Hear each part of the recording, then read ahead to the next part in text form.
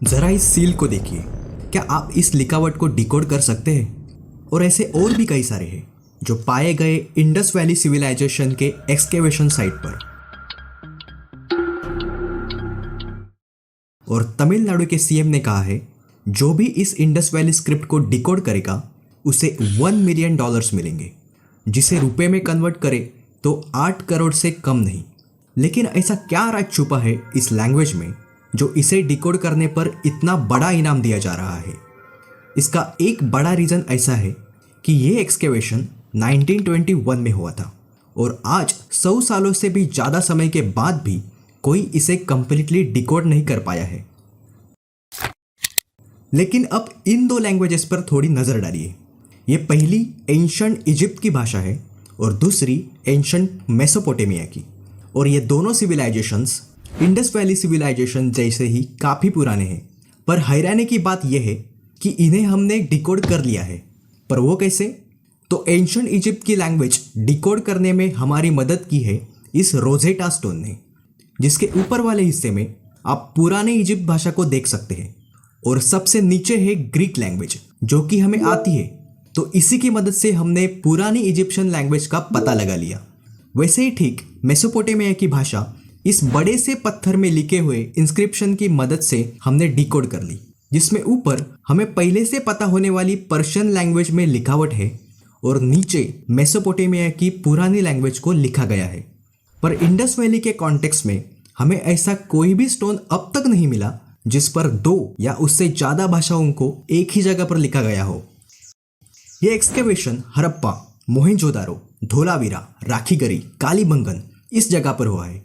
हालांकि इन जगहों को छोड़कर और भी काफ़ी जगह है, पर ये कुछ मेजर साइट्स में आते हैं और इनमें से कुछ साइट्स आज के पाकिस्तान में मौजूद है और कुछ हमारे भारत देश में। इंडस वैली स्क्रिप्ट को समझने में एक और बड़ी दिक्कत यह है कि हमें जो भी लिखावट मिली है वो काफ़ी सारी चीज़ों पर मिली है, लेकिन जैसे बाकी सिविलाइजेशन में पूरे के पूरे लेख ही मिले हैं, इंडस वैली में ये लिखावट मोस्ट ऑफ जगह पर ज़्यादा नहीं मिलती, जो हमें इनफ डेटा नहीं प्रोवाइड करती किसी भी लैंग्वेज को समझने में। बावजूद इसके इस भाषा को समझने में काफ़ी प्रयास हो चुका है। कोई इसे संस्कृत से जोड़ता है तो कोई द्रविडियन लैंग्वेजेस से, कोई इसे फोनेटिक बताता है, मतलब एक लेटर जैसे हम बोलते हैं वैसे ही उसे लिखते हैं, जैसे मैंने अभी किया। तो कोई इसे लोगोग्राफिक बताता है, मतलब एक ऐसी राइटिंग सिस्टम जिसमें हर सिंबल किसी वर्ड को डिनोट करता है। फॉर एग्जाम्पल, इन कैरेक्टर्स को ज़रा ध्यान से देखिए। ये कुछ बेसिक कैरेक्टर्स हैं और अब इन दूसरे कैरेक्टर्स को देखिए। इसमें जो पहले वाले बेसिक कैरेक्टर्स हैं उन्हें एक पर्सन के सिर पर रखा गया है, शायद जैसे कोई एक कलेक्टिव सिंबल एक पर्सन के पद या लेवल को डिनोट करता है।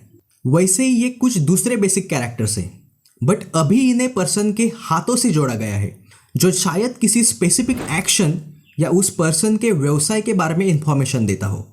और इसी तरह से इन स्पेसिफिक बेसिक कैरेक्टर्स को पर्सन के कमर और पैरों पर रखा गया है। और ऐसे और भी कई सारे हैं जो इशारा करते हैं कि ये लैंग्वेज शायद लोगोग्राफिक हो सकती है, लेकिन अभी भी फिक्स नहीं कह सकते, क्योंकि कुछ ऐसे भी भाषा तज्ञ हैं जो इसे फोनेटिक और लोगोग्राफिक दोनों भी मानते हैं, और कुछ लोग कहते हैं कि ये कोई भाषा ही नहीं है। कुछ रीसेंट रिसर्च में इन सील्स या टैबलेट्स को एक प्रकार के डेटा कैरियर्स बताया गया है, जो अपने ऊपर कोई जानकारी लेकर जाते हैं और उस जानकारी को किसी व्यक्ति, संस्था या दूसरे जगह तक पहुंचाने का काम करते हैं।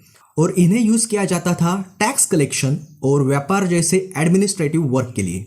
इसमें यह भी कहा गया है कि इन सील्स पर कोई राजा या किसी मुखिया का नाम भी नहीं हो सकता, लेकिन बाकी पुराने सिविलाइजेशन में राजा का और उनके प्रदेश का नाम होता था और ये नाम बार बार एक लेख में रिपीट होते रहते थे, जिसकी वजह से एक अननोन लैंग्वेज को डिकोड करने में काफ़ी मदद मिलती थी। पर इंडस वैली सिविलाइजेशन में ऐसा कुछ नहीं था। इस सील्स पर नाम ना होने का एक और प्रूफ है, जैसे इस इंस्क्रिप्शन को देखिए और इसके बाद इस वाले को देखिए।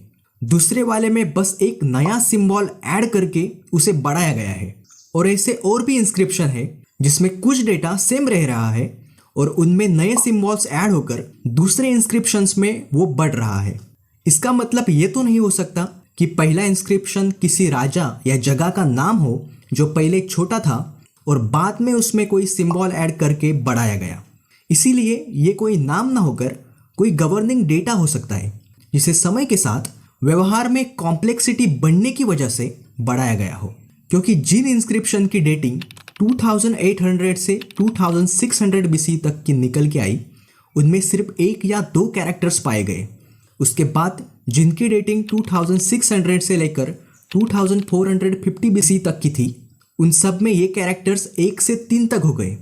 और 2450 से 1900 बीसीए में आते आते समय के साथ ये इंस्क्रिप्शंस और लंबी होती चली गई, जिससे पता लग सकता है कि ये भाषा समय के साथ डेवलप और कॉम्प्लेक्स होती गई।